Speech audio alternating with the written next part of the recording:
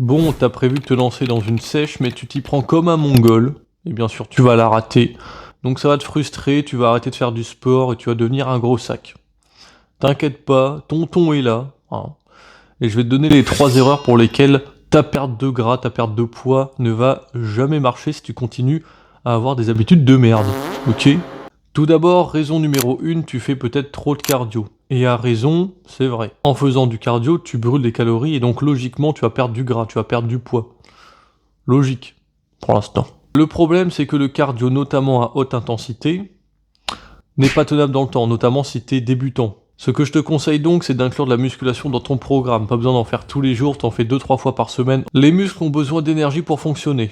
Et donc si tu ajoutes de la muscu, tu vas faire grossir ta masse musculaire et donc tu vas augmenter tes besoins d'énergie.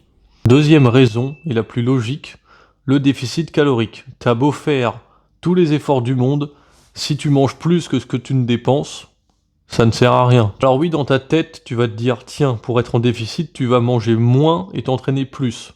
Mais là, c'est le même principe, ça va pas être tenable. Ton déficit va être beaucoup trop gros, et tu vas tenir, allez, 1 mois maximum, et tu vas arrêter. Et encore 1 mois, je suis gentil. Ce que je te conseille, c'est soit l'un, soit l'autre, mais pas les deux. Donc soit réduire ta bouffe, soit augmenter tes dépenses, en sport par exemple. Je te déconseille notamment d'être à plus de 150-200 kcal de déficit, parce que sur le long terme, tu vas juste sentir une perte d'énergie, et donc ça va pas être tenable.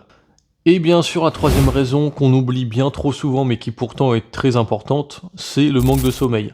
Le manque de sommeil va venir perturber des hormones par exemple qui régulent le stockage de graisse ou qui régulent l'appétit. Plus de ça, un manque de sommeil va évidemment réduire aussi ta motivation et augmenter ton taux de fatigue. Pour résumer, si tu veux garantir une bonne perte de poids, une bonne perte de gras, une bonne diète sur le long terme, je te déconseille de faire trop de cardio, notamment à haute intensité, parce que ça va pas être tenable. D'ajouter des séances de musculation dans ton programme, 2 à 3 par semaine, ça suffit largement, parce que tes muscles ont besoin d'énergie et donc que tu vas dépenser plus d'énergie. Deuxièmement, d'être en déficit calorique, hein, évidemment, c'est la plus logique. Déficit calorique pour perdre du poids. Si t'es pas en déficit, t'as beau faire tous les efforts du monde, ça va pas le faire. Et troisième point, dors bien, optimise ton sommeil au maximum. Avec ces 3 choses, si tu réussis pas ta perte de poids, t'es vraiment une grosse merde.